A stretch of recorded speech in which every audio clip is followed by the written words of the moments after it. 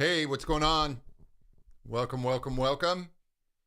I am here. I am John Henny. I am the author of four books, Amazon bestsellers, and the author of Beginning Singing. You can actually get Beginning Singing as a digital download for free by going to my website, johnhenny.com.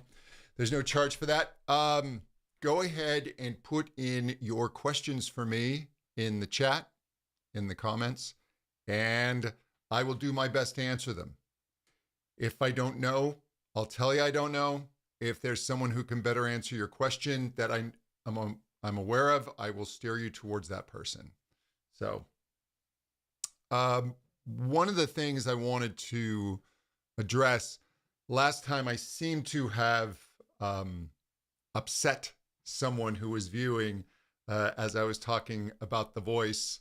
And I think it was as I was talking about the transient theory of voice production. And the transient theory of voice production comes from Dr. Julian Chen.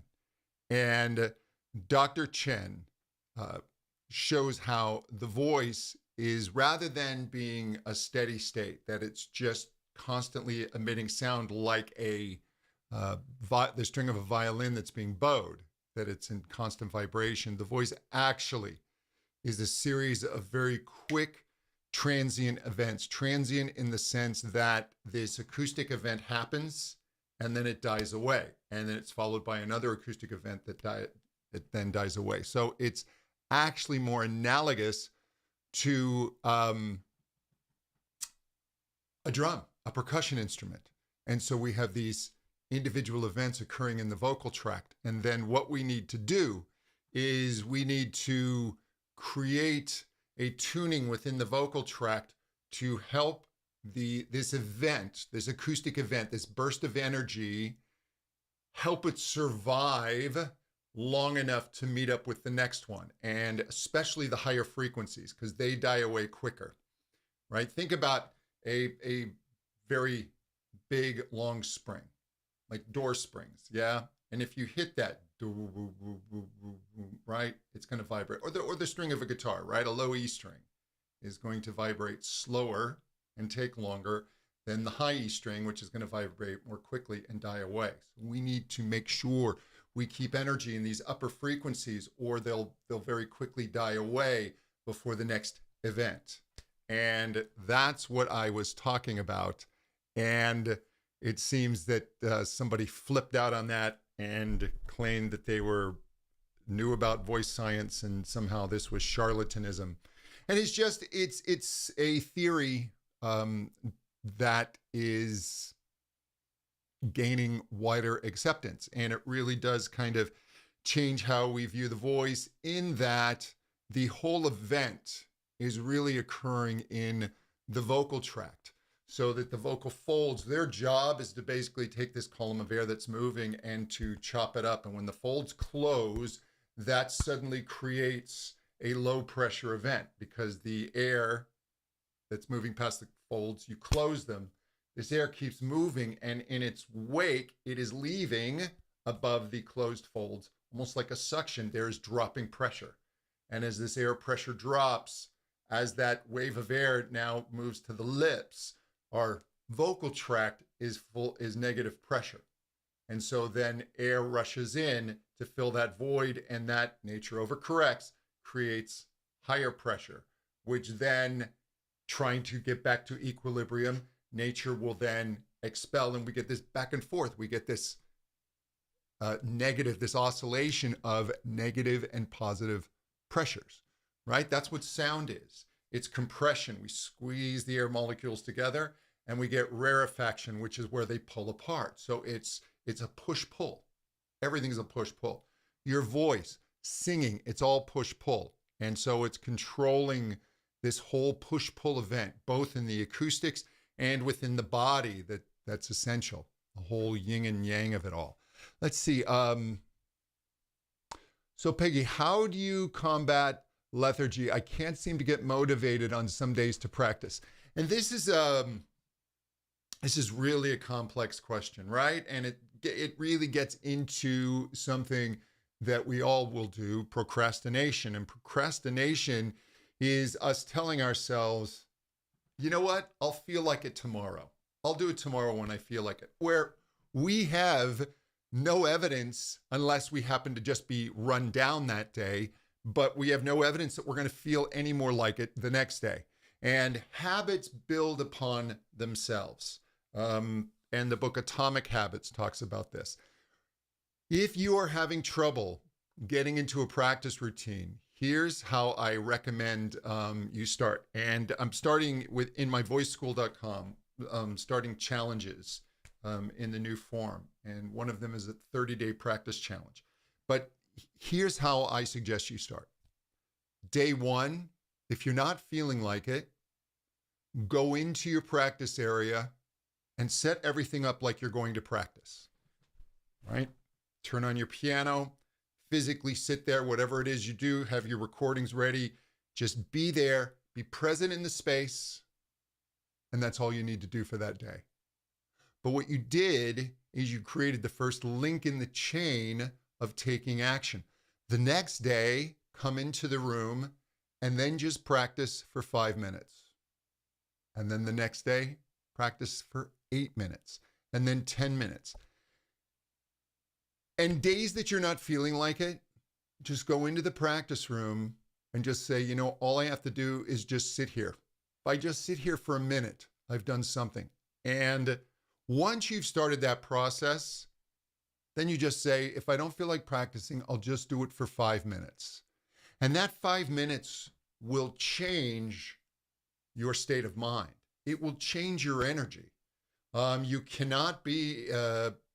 can't sing and be in a lousy mood at the same time. It's pretty hard because the vibrations of the voice and the physical act of singing will change your chemistry and will change your mind. So that's a really good way to get in there and do it. And also with each practice session, have a little fun. Practicing can be challenging. We're working on things we don't know how to do. So giving yourself some fun is incredibly important. So this squealo, singer's formant, ring. Yeah, Jay, so that is what we have the resonances within the vocal tract. They will also talk about them being formants, but they've in recently begun to parse them out. And so there are resonances in the vocal tract, and then the formants are the results, the boosts that we hear in the voice of certain frequencies. That's the formant. And the resonances within the vocal tract, when we're tuning vowels, we're really working on the first two, the first and second resonance. But then there's a cluster of the third, fourth, and fifth that they associate with this ring and with this squealo. And what they think it's really tied to, narrowings in the vocal tract. You start to get these narrowings in the upper throat, and also the tongue is part of this. And as we move the vocal tract, you will see, and if you really want to study this, it's called perturbation theory. But perturbation theory, it talks about perturbation or changes within the tube, right? So if I have this tube and I if I have a constriction at one point, that is I've perturbed this tube. So in the vocal tract, if we straighten out the vocal tract, what we have is, let's say this is the mouth and this is the throat. In order to control these resonances, if I squeeze the throat and widen at the mouth, I'm going to raise that first resonance. And if I widen at the throat and narrow at the mouth, right, then I'm going to drop it. And there's only 2 points with which we can control this first resonance. The second resonance now has 4 points. And so we can do the same thing at the throat and at the mouth, but then also at the top of the throat and the base of the tongue. So here's the curve of the vocal tract, yeah? So we have 2 points here that we can do the same thing. And then the third resonance is going to have two additional points that we can control this resonance. Now, the more points that you have, to change the resonance value, the less each point is going to affect it. That's why that first resonance, that throat and mouth are really big levers. But if you really start to work that you have working the tongue and working the top of the pharynx and experimenting with these and really starting to tune into those upper frequencies, you'll be able to start bringing those into your sound. Yaspis, hey, yeah, so my random tube, yeah, it's a voice tube. What is this one called? Vocal tubes. And actually a voice teacher friend of mine, Joshua Alamu, does these, but you can put these into water. And then also I like this because I can play with the resistance at the tip. But this is actually, yeah. And it also doubles as a demo of the vocal tract. So anyway, hey Stewie, nice to see you. So yeah, there are, and ultimately all of these ideas, right? Knowledge feeding into the brain and your understanding is incredibly important. You have your IQ, which is the understanding of knowledge. But then you also have your emotional quotient, your emotional intelligence, which is incredibly important in singing and certainly as being an artist. But you also have kinesthetic intelligence, and that's one of the things is as you understand the voice, right? And you're asking me great questions. We need to get this in the body. This needs to be experiential. You need to just sit with your voice and just feel it, experience it. I think a great exercise is, you can just do this, is everybody just breathe through your nose and feel that breath on your vocal tract. You may just feel it initially in the nasal passages. Then see, do you feel that at the back of your throat? Do you feel it pass over the back of the tongue? Can you track that down to the vocal folds? And then with this awareness, think of singing a low ah, and I want you to physically form the low ah, don't sing. What changed in your vocal tract? Go back to breathing in gently. Do the ah. What moved? And now, the same thing, and I want you to think of singing a really high ah. What did the vocal tract do? Was it different than the low ah? Did you feel maybe the back of the tongue move? Was there more of a lift in the velum? Right? Could you feel, again, breathe in and think that high ah. What do you feel? It's not just at the vocal folds. Singing is not just at the vocal folds. Singing is done with our bodies and in the vocal tract. And if you track this even more, right, you begin to feel it radiate to other parts of the body. And so it's really interesting as you get into this idea and understanding that the body is not just different parts and different levers, but that it's all interconnected, and the body fascia, which is like this netting that weaves through everything and that gives us our form. This is why our skeleton doesn't fall apart, right? You look at a skeleton in a classroom and it needs all these pins and everything to hold it together. It's not our muscles that's holding it together. It's all this connective tissue. And this connective tissue is continuous. And so if there's tension in one part of the body, it will move to another. And so really starting to connect and getting that kinesthetic intelligence going is incredibly important. So vocal compression, Stewie, you're slightly confused. Is it the amount of air pressure you push out, or is it something synonymous to distortion? So distortion is something separate, and there everything interconnects with everything, but distortion is bringing an element of noise into the signal. So when we're singing on a clean signal, the harmonics are stacked in a certain way. It's all very mathematical. Now I've added elements of noise, and so now it's irregular, and so it's no longer. So it's the difference between, let's say, hitting a xylophone or a vibraphone, right? That's metal, right? But it creates these stacked harmonics. But then if I hit a cymbal, that is also metal, but now this cymbal has elements of noise within it. It's not pitch. There's a pitch there, but it's more noise as well. So those patterns become more irregular. So when we are going into vocal compression, okay, so what we have is we have air flowing.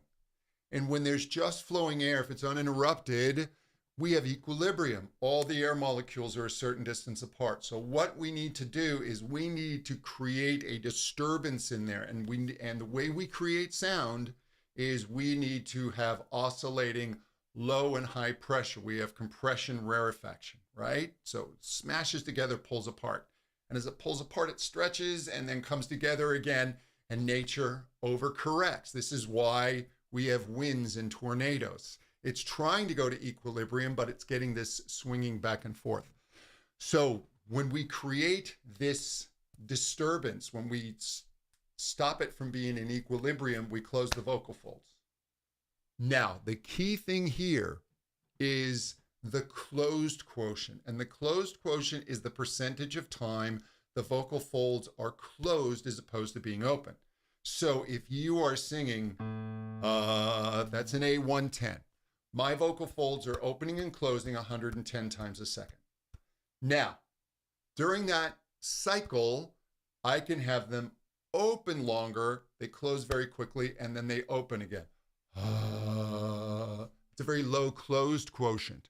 And they talk about in percentages, right? So at 0%, I have no sound. Let's say that's 15%.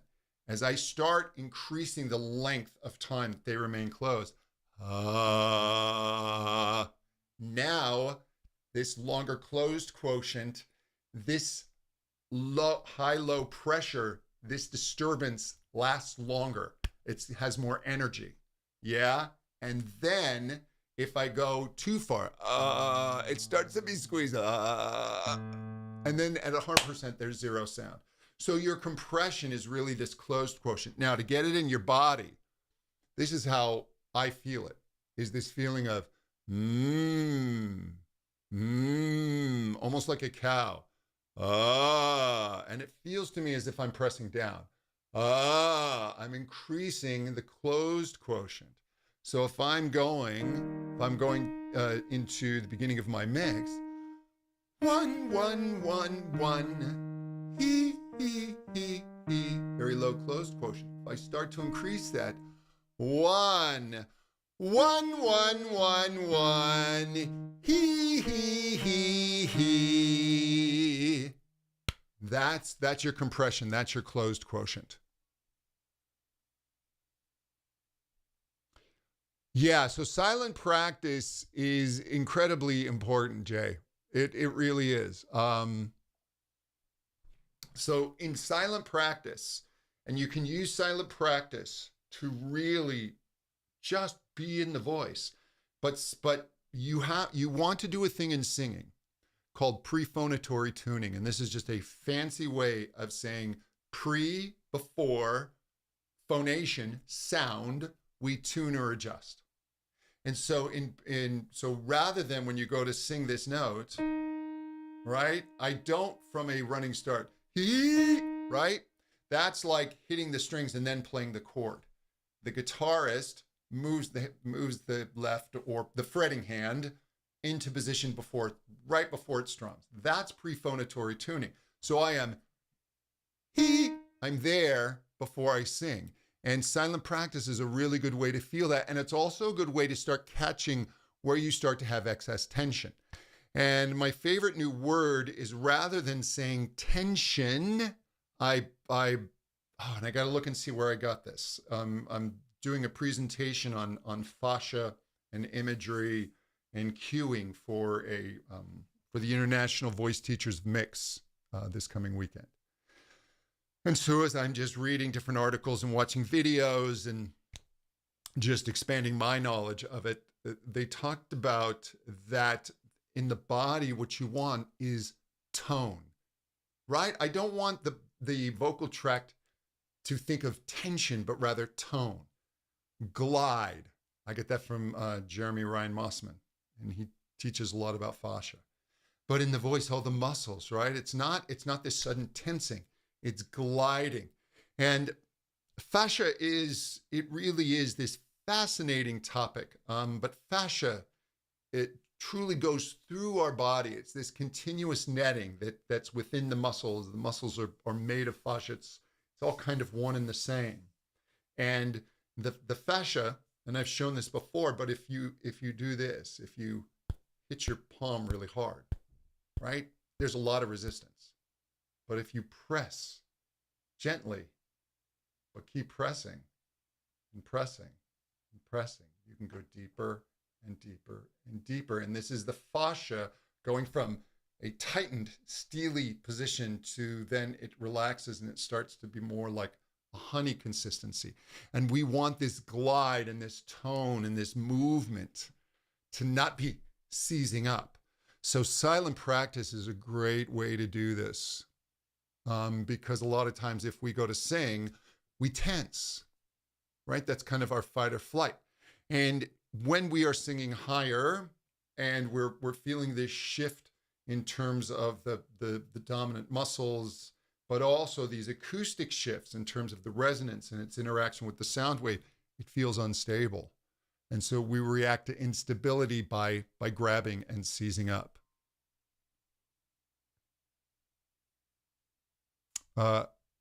Amy, oh, you listen to my podcast. Thank you so much. Well, very, very nice to meet you. Let me see, Anthony. How do you keep your vocal cords from drying out when you're doing multiple sets during a concert and can't have nebulizer on stage with you? Yeah, so the issue of hydration, I just had an amazing conversation with Carrie Obert, who is one of the brilliant minds in voice today. And Carrie, we were talking about hydration. And when you drink water, it takes about 90 minutes or so for your system to then bring this to your vocal folds. And what it's doing is it's putting this layer of hydration on the vocal folds and the thin mucus, right? Which we need. And the nebulizer is a great way to put that directly on. But, there's also hydration at the cellular level. Boy, there's a tongue twister. Cellular level in the vocal folds. And people who are chronically dehydrated, and these are people whose mouths are just dry all the time, and for whatever reason, I have a voice student who just hates drinking water. Hates water. But these people don't drink enough. And sometimes it's also medications that they're on will play a part in this. But after a period of time, you can become dehydrated at the cellular level, and that can take months to properly rehydrate. So you always want to be involved in daily hydration. So when you are on stage, the only thing I can tell you is, obviously, you need to be well hydrated. You need to be drinking water or staying hydrated, right? It's not only just water, but all fluids. Coffee there are debates on this, but if you are a regular coffee drinker, your system, coffee is not necessarily going to dehydrate you, but you just don't want to live on coffee. You also want to be drinking water as well. Water is the best thing you can be drinking, room temperature water, but you also will get hydration through water-rich foods, fruits and vegetables, etc. But when you're on stage, have water there with you. You can't be puffing on a nebulizer on stage. A 90-minute set, hopefully there's little breaks you can take, maybe if someone's doing a guitar solo, but if not, I nebulize just before you go on. Make sure you're well hydrated, and hopefully, I heard Celine Dion, when she was performing in Vegas, had that room humidified, especially the stage area. There were humidifiers running within the venue. Obviously, we can't have the cloud of Celine Dion to make that happen.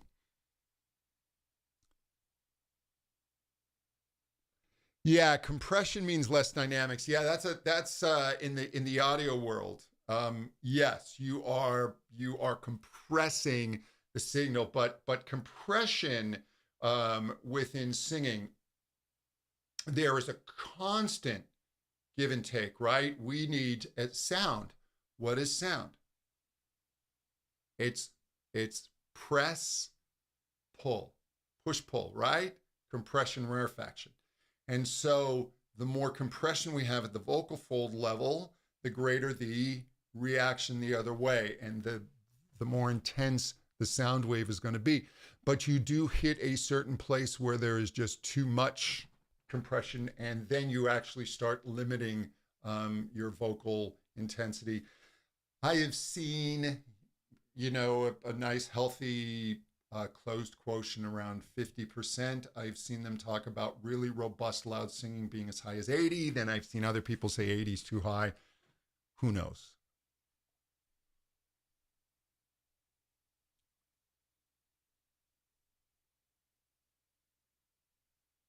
Yeah, your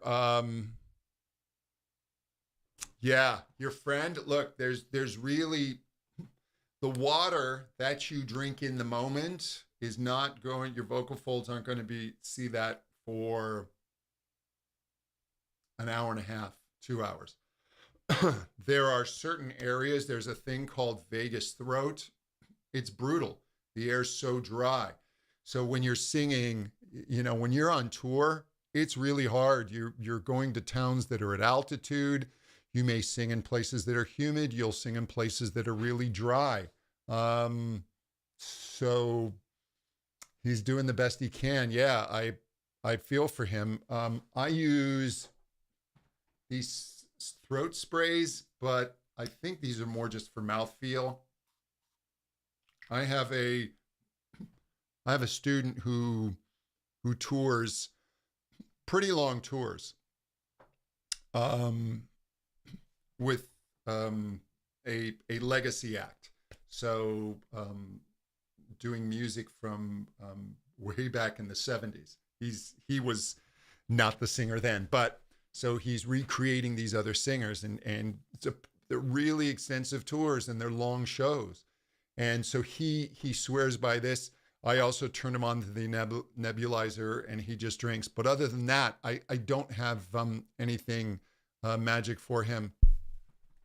I would really watch that your friend is not experiencing, reflux. Just be really careful what he's eating before a show. I'm sure he knows, but you don't want to be eating heavy meals just before a show.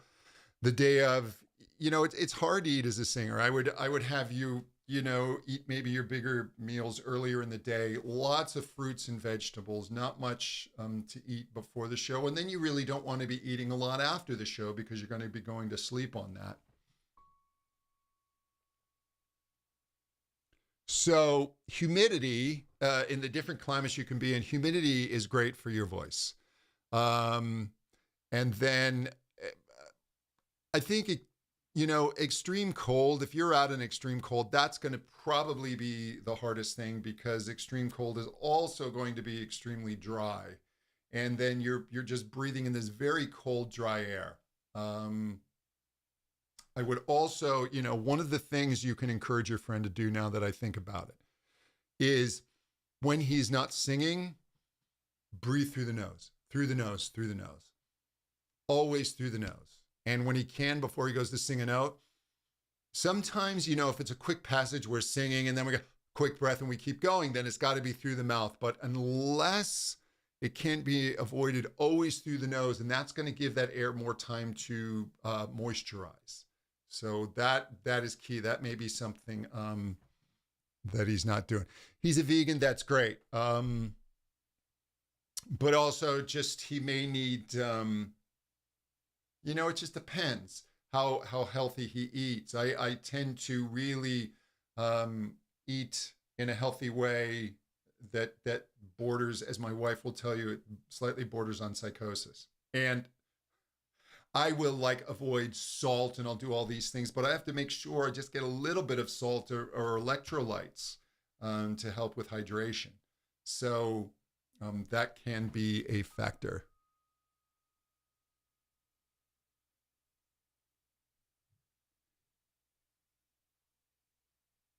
Yeah, the breathing issue. Let me see. Yeah, just breathing through your nose is incredibly important. Um, so Steven Tyler having a fractured larynx. I all I know about Steven Tyler is that he had to stop singing and that he was there was blood. So that is much like there was some type of injury on the folds that probably caused the folds to instantly swell so that he couldn't sing. And there can be bleeding. You can get these cysts on the vocal folds, etc. A fractured larynx. I didn't hear that he had a fractured larynx. Fractured larynx would be an entirely different medical situation. But what he's experiencing, yeah, I mean, I don't know if you can fracture your larynx by doing that.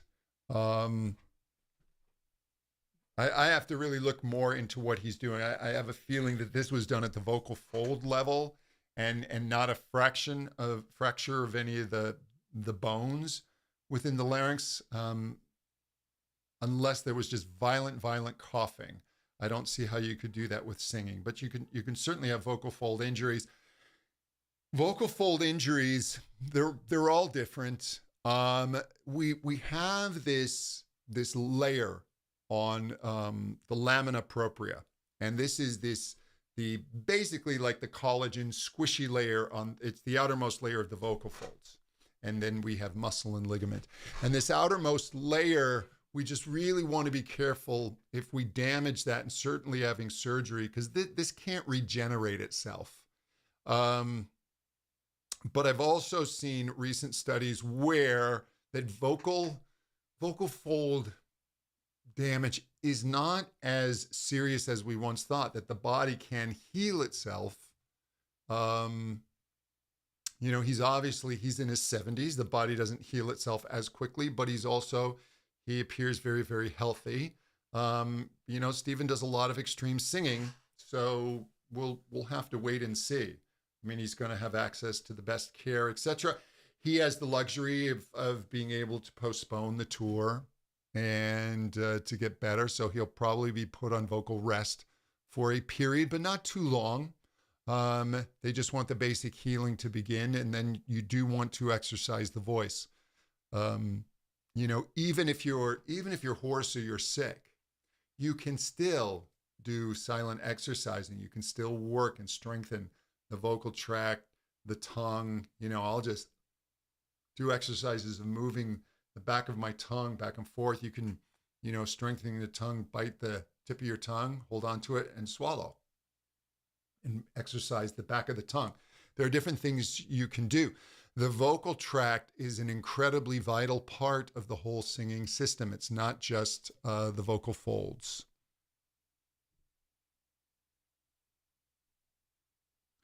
Yeah, so everybody's different. Oh, CQ, thank you very much. Thank you for getting my courses. Yeah, look, some of the concepts in the courses are difficult. They're difficult for me. They take repeated exposure.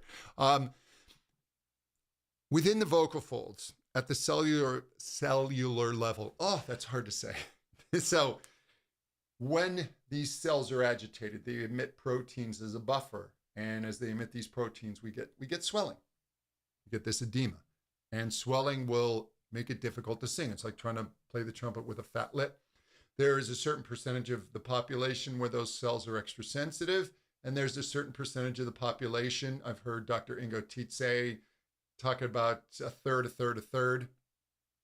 And so a third of the population, and of course there's a range within there. These cells are less sensitive, so they can take more abuse without this swelling.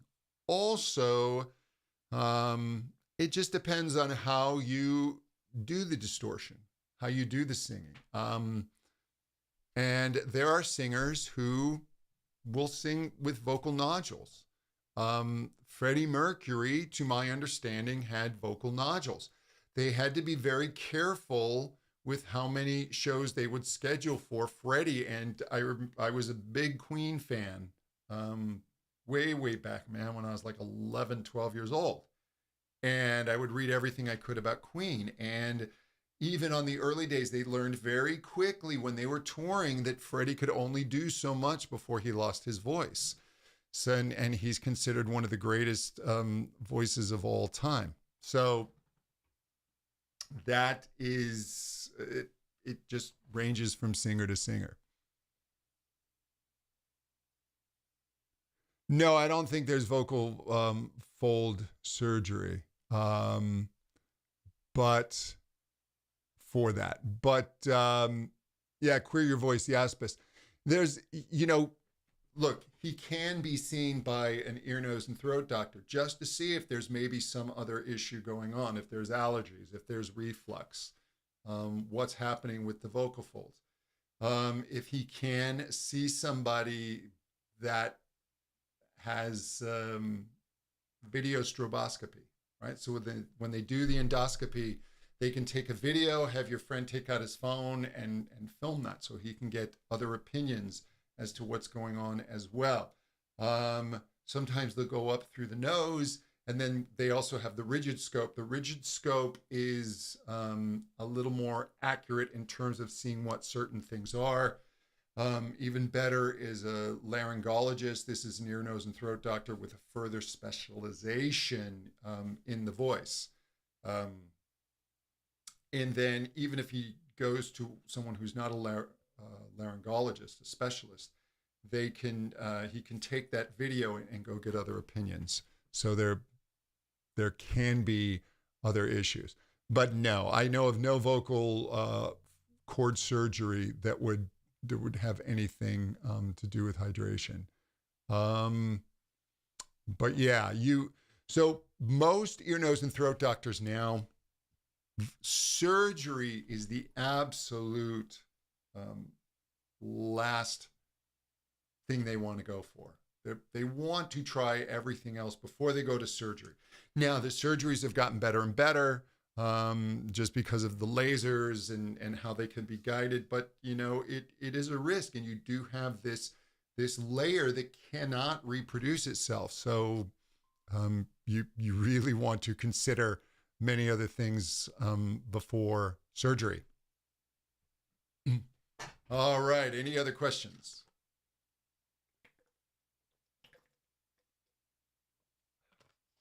Speaking of hydration.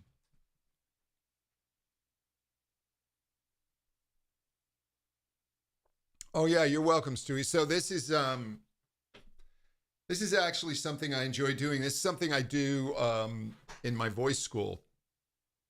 And so I'm always in there answering questions, and then I will do these live calls in voice school, but actually bring people up and work with them one-on-one as well.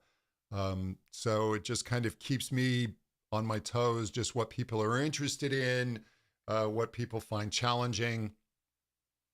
The world of voice is really in a fascinating place because it was so much of these different camps that used to just snipe at each other, and they were in this condition of knowingness.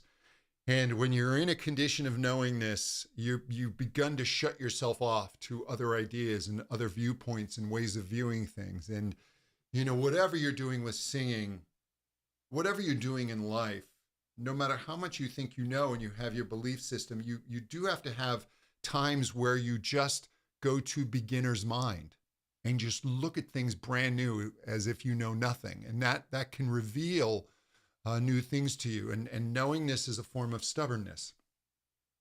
And through the internet and interaction, and so much of it can be negative, but I'm just seeing that there is more openness within voice teachers. I still see nonsense. I recently saw someone claiming that they made their own discoveries. When a voice teacher claims that they have made a discovery that no one else in the history of voice has understood, and they start giving it their own names, my alarm bells start going off. I mean, I try and look at it with an open mind, but that is usually there's some BS likely to follow. And so you still do get that. And I'm saw someone claiming that they've made these brand new discoveries, and it's not how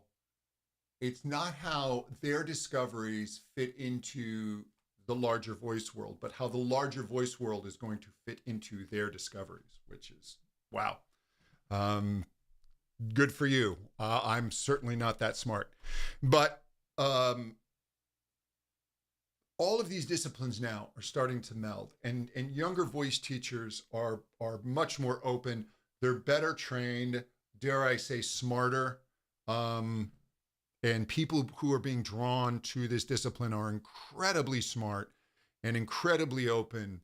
And there's just a whole world opening up. And this is how myself as an older voice teacher I just constantly need to stay in touch with what's happening, because man, if you don't, and I have seen voice teachers retreat into their own expertise and knowingness, and man, you just start to shrivel up, because the world and the world of voice is just opening up at just astounding rates.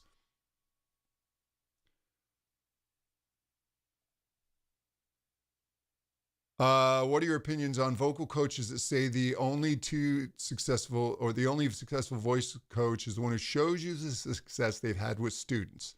It shows them teaching the student. Well, what I'll say is that's actually a very valid way to show what it is that they can do and what it is that they can bring to the table.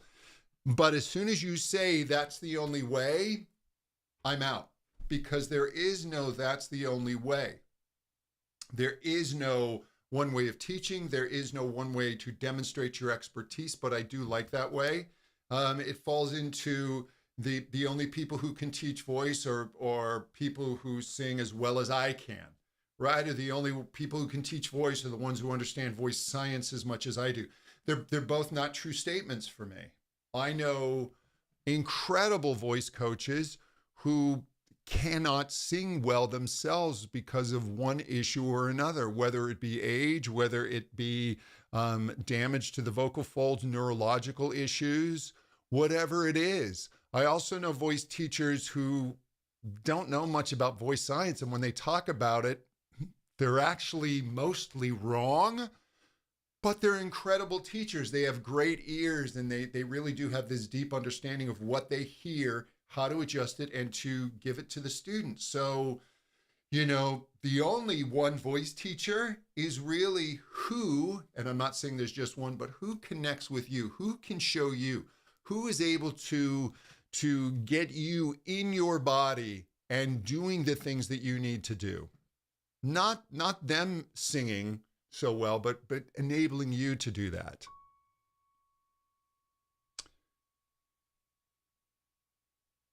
So Jay, you wanted tips on belting loud singing in terms of air pressure in relation to vocal fold adduction and how much to avoid using too much physical energy and running into constriction. So Jay, yes, when you are belting, there is there's more intensity on all levels, right? You're going to be sending a little more air, and then you're also going to have a little more resistance to that air. And that needs to be in balance, right? And as you increase this flow of air and you increase this resistance, those need to be in balance with each other. But the incredibly important part of belting is what's happening in the vocal tract. And we really need to tune the vocal tract in order to get those higher frequencies having energy. So if I'm just doing, 1, 1, 1, 1. I don't need a lot of energy in those upper harmonics, but if I'm yeah, yeah, yeah, yeah, now I need more of that hey, yeah, yeah. I need more energy in those upper frequencies. And so the vocal tract, the tongue really becomes vital. These narrowings in the upper pharynx, in order to increase the value of the resonance, the value of that second resonance in particular. It needs to get to these higher harmonics and really get them going. And the second resonance is influenced by both the throat and the mouth, just like the first. But now you also have these areas in behind and in front of the hump of the tongue, the dorsum. And so as you move the tongue, the hump of the tongue forward, and then also the back of the tongue a little back, and your tongue can move in multiple directions. It's not just one muscle. It's like an elephant's trunk. And so it's really getting into those tunings, those resonance tunings. And then that will enable the vocal folds to also resist better. And then you want to have the vocal folds close as fast as possible. And it's like if you have this flow of water, right? And if you turn the water off slowly, as opposed to really fast, when you turn it off fast in some old plumbing systems, you get this gugunk, this water hammer effect. And because the water suddenly, this fast shutoff creates a more intense reaction within the pipe. And so we want this to close as quickly as possible. And all of that is aided by a good tuning and a good resonance and feedback of energy in the system.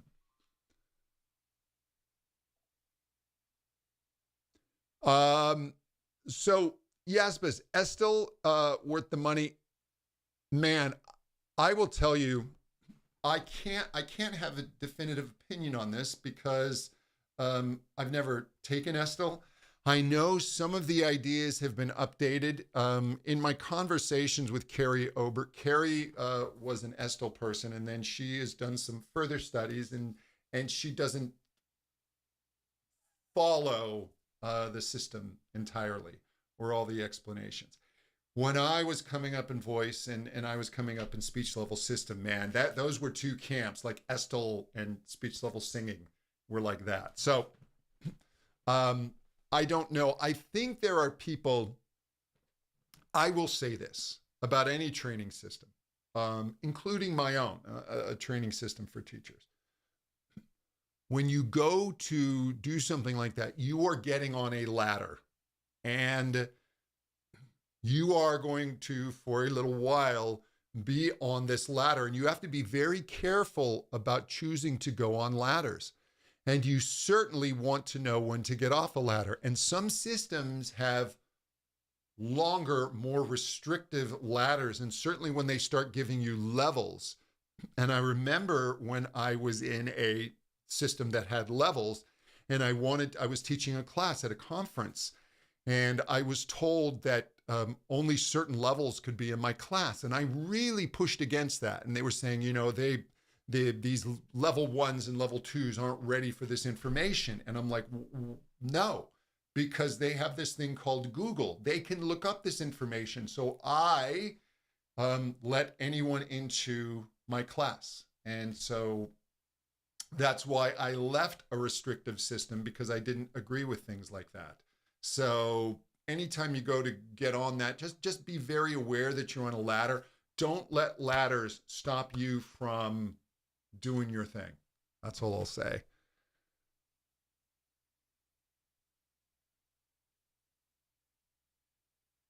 Oh, that's an interesting question, Stewie. So do you think there's a danger in today's vocal pedagogy, create a generation of typical voices, like how vibrato sounded in the 50s versus now, for example? Man, I haven't really thought about that. I remember being at a summer camp that I was teaching at, and it was all like a certain system.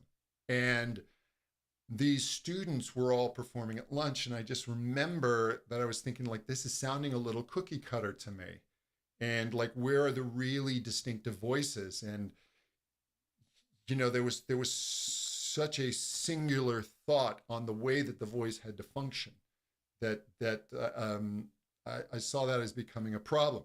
And then you had systems like complete vocal technique, which my understanding kind of came from Estl into CVT that kind of questioned that. And then from there, I see voice teachers more open to today, to allowing students to have more colors and sounds in their voices, not just having a singular aesthetic. And so I don't believe that today's pedagogy, I think that maybe some pedagogies were pushing towards that way. And look, there are certain ways that the voice functions that are healthier than others. And I mean, if you're just going to squeeze the hell out of your voice and just push it and yell as loud and high as you can, I don't recommend that. But there will be times artistically where you may want to go towards that. And so is that valid? Again, I go back to David Bowie's vocal in Heroes. And on the final part of that song, the producer put the mic on the other end of the room. And he put a noise gate on the mic, and Bowie had to yell and scream to get that mic to open. And so that's why you get this just wild vocal, and you can even hear all the room sound in it because the mic was so far away. And I absolutely love that vocal, but is it the healthiest vocal? No. So I don't think that today's pedagogy, the where I see students going and the openness, I don't see that as a danger.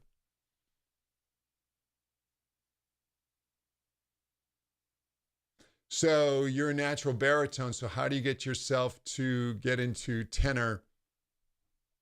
So it's basically, look, we all have limits, right? So here's the box of our limits, where we currently are. And your true box of limits is this big, right? So we all have, and then we're going to have different voices are going to have different limits. So Steve Perry, right? Wonderful, beautiful up on the high voice, but he's not going to be able to sing bass parts the same way that a true bass is, right? That's not where his voice lives. And then you have someone like John Anderson of Yes, whose voice is just so naturally high, and he is well into his 70s, and he's still singing this stuff in the same key. It's just a different voice. But you can learn to sing higher. It's a matter of getting in there. You need to access that area. You need to not try and push into that area. I recommend really light sounds. Coo, coo, coo, coo, coo, coo, coo, coo, coo, coo, coo, coo. Coo, coo, coo, coo, coo, coo. And then gently increasing the amount of resistance at the vocal folds. So now it's not falsetto. And then you start to open up the vowel a little bit more and a little bit more. Now this is over a period of time. And then you can start to resist more, start tuning in those higher frequencies. And so you can start having a bigger sound on those notes, but don't try and rush the whole process.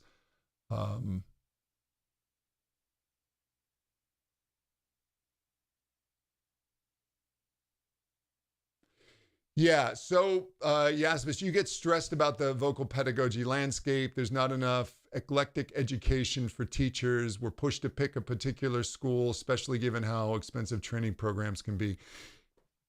Yeah, so here's how I view it. When somebody is going into teaching, I recommend when you choose a school, when you're choosing to learn something, for this period of time, put your blinders on and learn it. Really learn it and get fluent in it. And once you're fluent in it, you will have a deeper understanding of how the voice works. Now, it may be a bit of a monochrome understanding, but from that vantage point, you can then start to look out and expand. And If that system doesn't like you incorporating other eclectic points of view, then it's time to leave that system.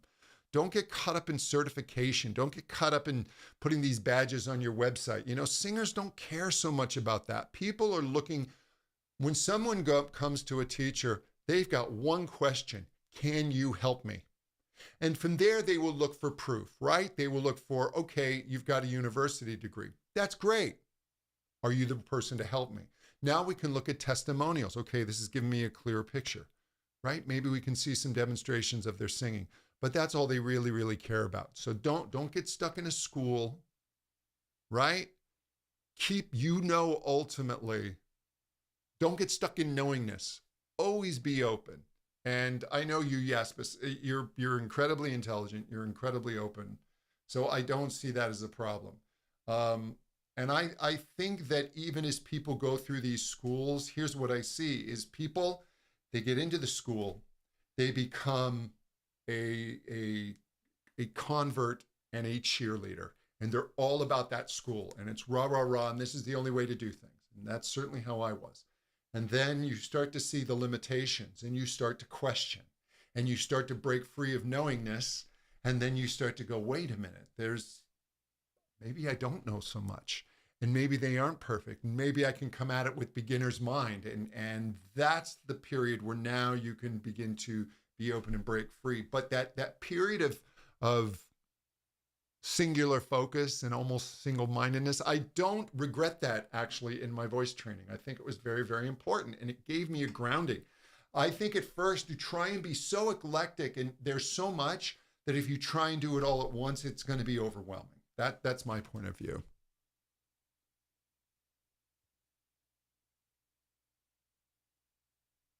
So a senior voice, there are things that are going to happen in a senior voice.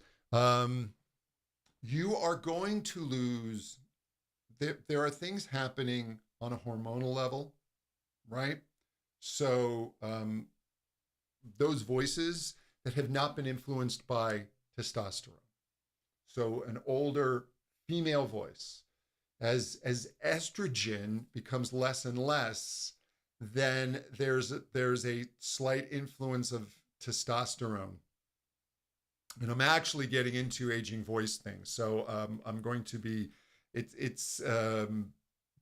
I mean to solidify my knowledge more. But basically what's going to happen is the vocal folds as they age, right, in the female voice, and the reduction of estrogen, the folds are going to get thicker. And that voice is going to lose some range. And when it loses that range, a certain portion of that range, you're not going to get back. You're just not. But you're going to start to get a different type of voice and richness and more on the bottom end. So it's a change.